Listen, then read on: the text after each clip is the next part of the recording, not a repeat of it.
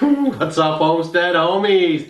It's Off Grid with Doug and Stacy. I'm Doug. And I'm Stacy. And the big question today is, could you live without electricity? We have for the past 5 years.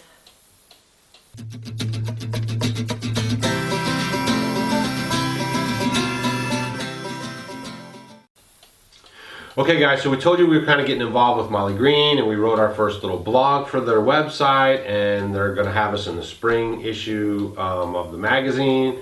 And if none of that happens, it's not my fault, but we've done the work and submitted it to them. So supposedly that's the plan. I don't want to count my chickens before they hatch. But anyway, so what we wanted to do was... Yeah, that really means a lot now, living off grid, doesn't it? Yeah, now that you get that, yeah, well, homesteading, yeah, right. Yeah. So what we want to do, though, is talk about... okay, so, you know, like you guys know our journey, you know, like we don't do solar powers, we don't have electricity, not a lot of outlets in our house, yada, yada, yada. And we've talked about reasons why, and we just like to live a simple life. But there's also the health implications of using the electricity, okay? And we've never really touched on that. So for the first time ever on Off Grid with Doug and Stacy, we're going to explain to you guys the deeper reasonings why we have foregone. We have foregone.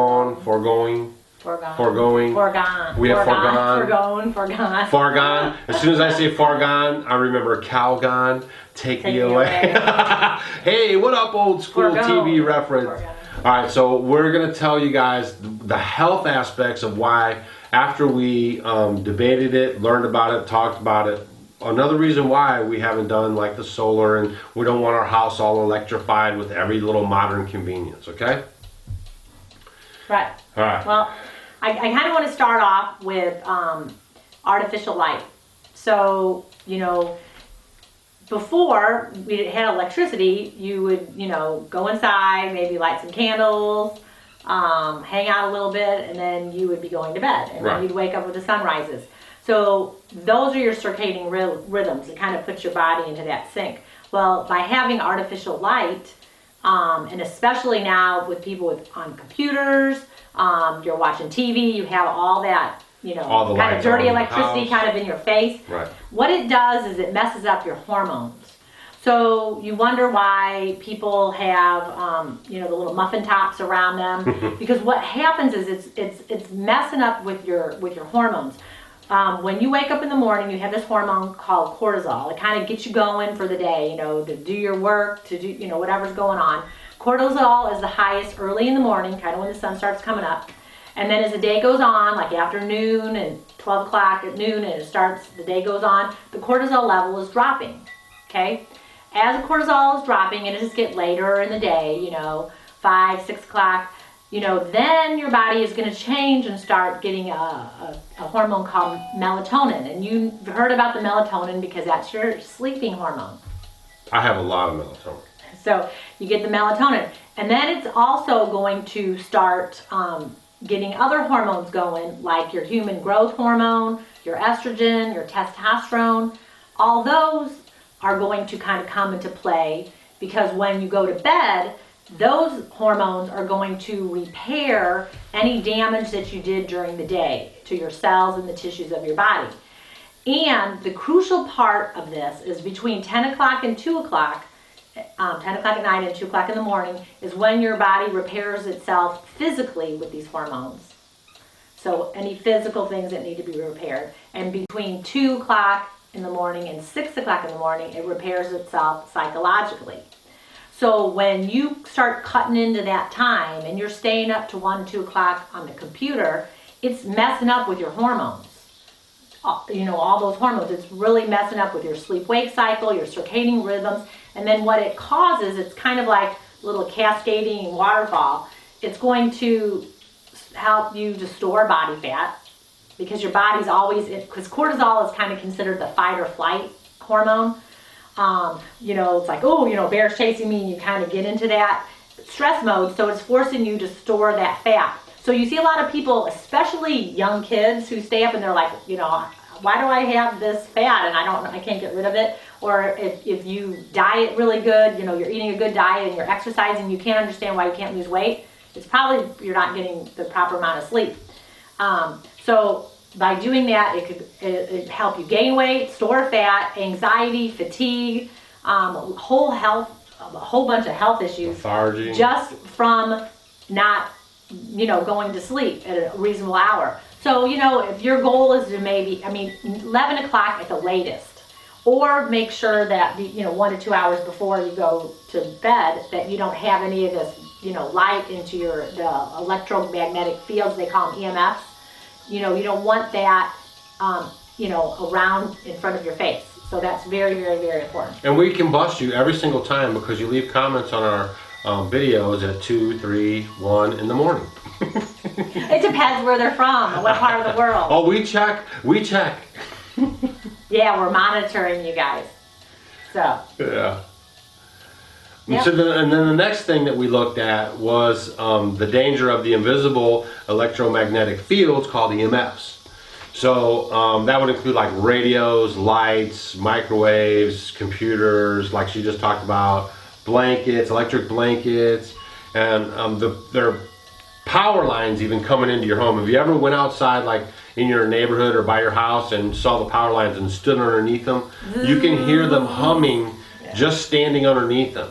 So that was another thing, because we were bringing power lines into the house maybe, that we thought about all that stuff, and then we just decided, for the health benefits, that we wouldn't, do it.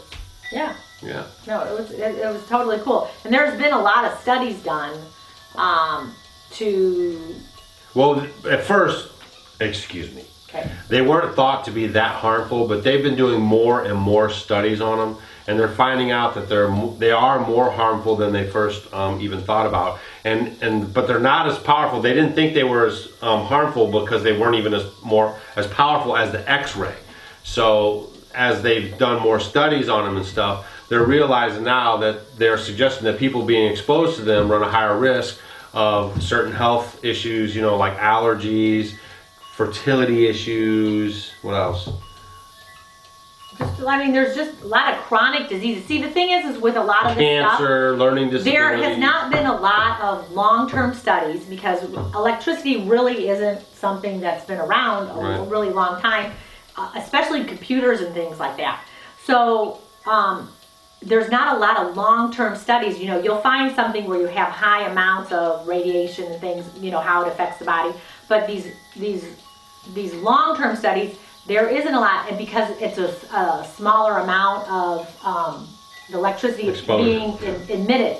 So the thing is it's over time, it's building up and building up and building up. Right. Like cell phones to your ear all the time. There's stuff going on in there, guys. Yeah. On speakerphone, just you need to be careful and not have it on your ear all the time, or definitely in speakerphone, or put it somewhere, away from you so that it's not emitting all that stuff inside of you. So just to be, I'm always better safe than sorry. Right. And I would say over the last 10, 20 years, there's been more research because we've had more advancements like the cell phone, like the Wi-Fi, like the computers and stuff like that. So doctors are looking at it more closely. And according to Dr. Samuel Milham, and he wrote a book called Dirty Electricity. That's a good book. The Electrification of the Disease of Civilization. The growing demand of electricity is directly associated with the rapid rise of chronic diseases. So there was another study too by Judith Westman. Westman. She's a geneticist and director of genetics at the Ohio State University, and guess who her patients or people that she tested were? The Amish. She did an 8-year study, and she looked at Amish and how they their cancers and disease. Right, and then against the population of Ohio, and the results were that the cancer rate was 40% lower than the rest of the people in the state of Ohio. Yeah, there are some studies. This was a really good study. It was an 8-year study. She had to go door to door, of course, and talk to them, and go through and ask them lots of questions, and well, she didn't call them? No, she couldn't call them. Some of them do have phones in their front yard, though. Yeah. I know. But so it's very interesting, because what we want to do is you know, I know majority of you guys are not going to be extreme like we are and go without electricity. But there's ways that you could live at night, you know, by just putting candles on, turning the, you know, if you have a dimmer switch or have little lamps, just to kind of dim the lights where you don't have that bright light blaring into your Yeah, because we didn't face. talk about it, about the chickens. You know how when you trick your chickens into laying eggs by introducing the artificial light, it's the same thing. It's like you're tricking your body, and then it messes up your cortisone and your cortisol and your what was the other one? All your hormones. Your testosterone, testosterone and all that stuff. Estrogen. So then you won't have to take those little pills, fellas. Come on, girl. All right. So plus, don't put your cell phones or your tablets or any of that stuff like on your nightstand next to your head while you're sleeping. Yeah, because you know those rays emit. You know, and get your phone away from you when you're going to sleep. Even anything, and the big thing, if I could tell you guys, the big thing about staying away from these EMFs, those electromagnetic frequencies and waves and fields and all that, is to make sure your bedroom, and this would be my best thing if you're like, I can't do all this, is to make sure your bedroom is free and clear of like anything. Like get the TV out of there. Yeah, get the TV out of your room. Put it somewhere else. Watch TV somewhere else. Computer somewhere else. Just kind of get all that, or unplug everything before you go to bed. Look for wind-up clocks. Yeah, or battery-operated clocks. Yep. Because all that stuff coming in, and that's going to also affect your sleep. Because remember what I was saying with all those hormones and your body's repairing itself and all that, your sleep is the most crucial time. Right. So if you're going to do anything, I would EMF-proof your bedroom. Unplug everything in your room that you have that or is don't electric. have anything. Or don't have anything there. For sure. Right. For sure. And then your clock. You know, get battery operated clocks. There's lots of cute ones out there, and that would be a huge thing. I definitely would recommend doing. But the other ones, of course, and I'm sure you guys have heard this. You know, an hour or two before you go to bed, don't have any of that white light. You know, staring you right at the face. Right. Give yourself some time. Maybe read. Don't turn your computer right off and then go right to bed, or be having your phone on. You know, have a timeout between that time and the time you're actually going to go rest your head on your pillow. Read a magazine, read a book. But there's another way you can combat that stuff too. And how is that? ORAC, baby. Oh, the auric level. You know what? High oxygen auric radical absorbent capacity. Listen to him. You're so funny.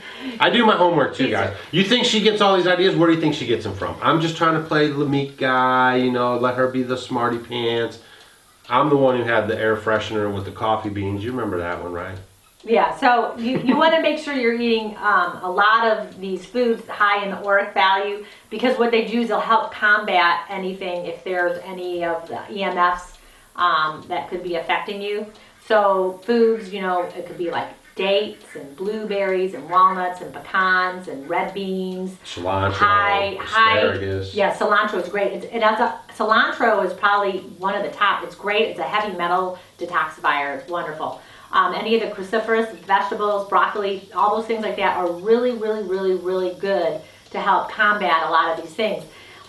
We always talk about, and I always talk about, how important your diet is, you know, just in life, because we are inundated by so much toxin. You know, whether it be, you know, in the air, you're breathing, what you're eating. So just by what we're consuming, you can kind of help protect yourself. Always keep that like pseudo armor around you and inside of you to help protect you from any of these things, these EMFs. That's why we did that video, Gardening for Health.